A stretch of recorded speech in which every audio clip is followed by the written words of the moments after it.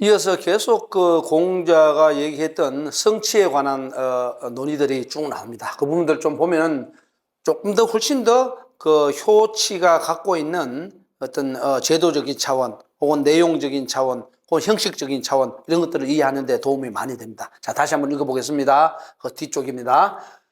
고로 친생지 설하. 설하라는 것은 우리가 물어봐라니까 설하의 자녀가 몇입니까? 이렇게 얘기를 하자는 거죠. 그러니까 당신은 자녀를 몇 명의 자녀를 낳았습니까? 그리고 몇 명의 자녀를 설하는 물어봐래. 그래 지금 집에서 데리고 와서 이렇게 잘 길러주고 있습니까? 그런 말이거든요. 그래서 친생지 설하 이 양 부모 일암이라 이렇게 일음이라 이렇게 얘기했습니다. 그게 무슨 소리냐? 그렇기 때문에 부모님이 살아가지고 내가 무릎아래에 있어서요, 자식이. 그래 부모님 밑에서 내가 있어, 살아 계실 때에. 그때는 어떻게 되느냐? 이 양 부모이라 부모님께서 부모님을 매일매일 있잖아요, 최고의 존엄한 상태라는 것을 인식을 하고 의식을 하고 양자는 쉽게 말해서 부양해야 돼요. 봉양해야 돼요.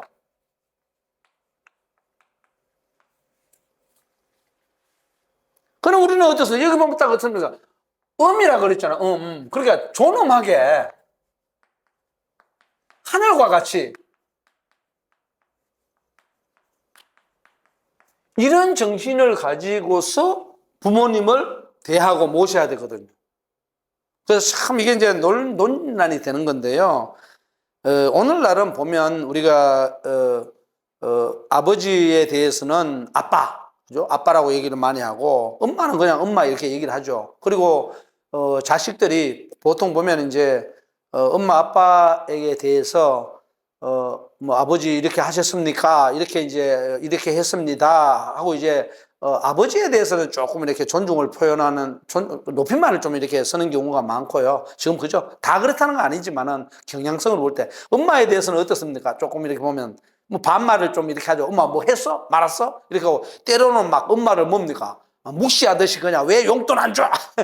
이런 식으로 이제 얘기할 때도 있고, 물론 그렇지 않은 분들도 많이 있습니다만은 그렇게 이제 가족이죠. 그러나 여기서 만약에 부모님에 대해 가지고 봉양을 할 때에, 그러니까 부모님을 모실 때에 하늘처럼 존엄한 마음 자세를 가져라 이렇게 했을 때는 옛날에 그렇죠. 굉장히 겸손하게 아유 어머님 오늘 일이 아주 어렵지는 않으셨습니까? 이렇게 하면서 굉장히 점잖고 이렇게 공손하게 높임말을 많이 쓰고 그러겠죠, 그죠? 그런데 지금은 이제 조금 민주적인 시대가 됐으니까 또 부모님의 친구 같은 부모님도 있을 수 있고 여러 가지가 있으니까 똑같이는 못하지만 옛날에 이제 성취의 수준으로 효치를 끌어올렸을 때는 그런 방식으로 이제 했다는 거죠, 그죠? 그러나 이제 생활 양식이라는 것이 각각의 문화권마다 좀 다르기는 하고, 그래서 전통적인 유교에 이 부모님을 존엄하는 게 당연히 부모님 존엄해야죠. 그랬을 때에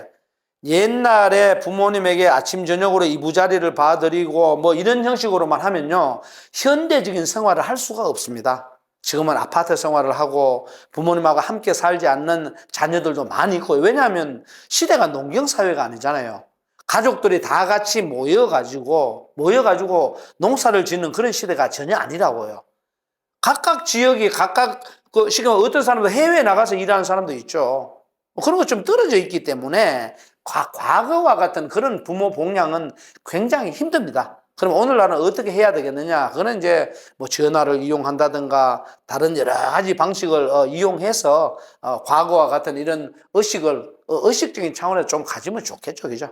똑같이 동일하게 하면은 살 수가 없습니다. 시대가 완전히 달라졌기 때문에 어느 정도 우리가 응용할 수 있느냐, 그 부분을 고민하는 것이 중요합니다. 자, 그랬을 때 이제 공자는 이렇게 해서 성인 위에 이제 부모님 설하에 있을 때에 그때는 부모님을 어떻게 하늘처럼 봉양을 잘해, 최대의 존경심을 발휘해서 해라 이렇게 이제 얘기를 해놓고, 성인은 말이에요, 성인은 바로 뭐냐, 부모님을 최고로 존엄하게 모시는 그거를 바탕으로 해서, 그걸 근거로 해서, 인자는 원인할 때 인자잖아. 그걸 바탕으로 해서, 그걸 인해서 이 말이거든.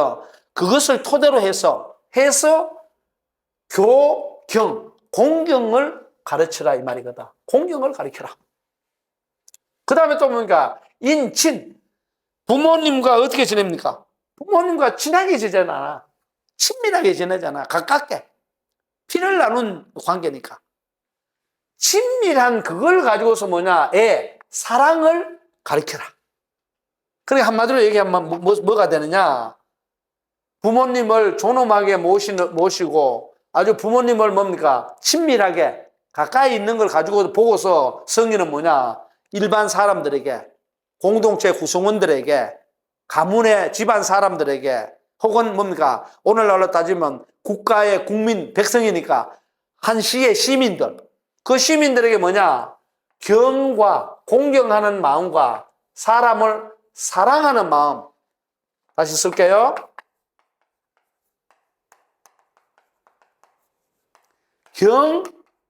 경애하는 마음을 갖게끔 만들어준다. 이게 뭐겠어요? 교육이죠. 교육에서 혹은 그 사회의 어른, 그 사회의 리더가 되는 사람들이 뭘 가르쳐야 되느냐? 부모님을 넘어서서, 부모님을 포함한 부모님을 넘어서서 공경하는 마음을 가져. 마음만 갖지 말고 공경해. 사랑하는 마음을 좀 가져. 사랑하는 마음만 갖지 말고 뭐? 사랑해. 바로 경애의 정신을 보편화시키는 거예요.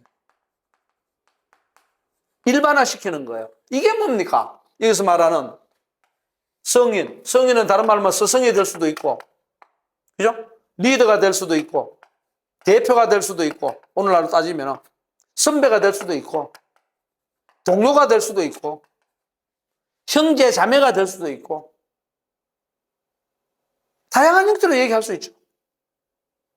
그래서 약간 제가 회의를 갖는다면 과연 우리 사회는 사람을 공경하고 사람을 사랑하는 그런 자세를 혹은 그런 마음을 어느 정도 갖고 있을까요? 참 쉽지 않죠, 그죠? 그러니까 사람을 공경하기보다는 뭡니까? 나 잘난 맛에 사람을 무시하고 멸시하고 그럼 안타까운 부분이 많죠. 그리고 사람을 사랑하기보다는 뭡니까?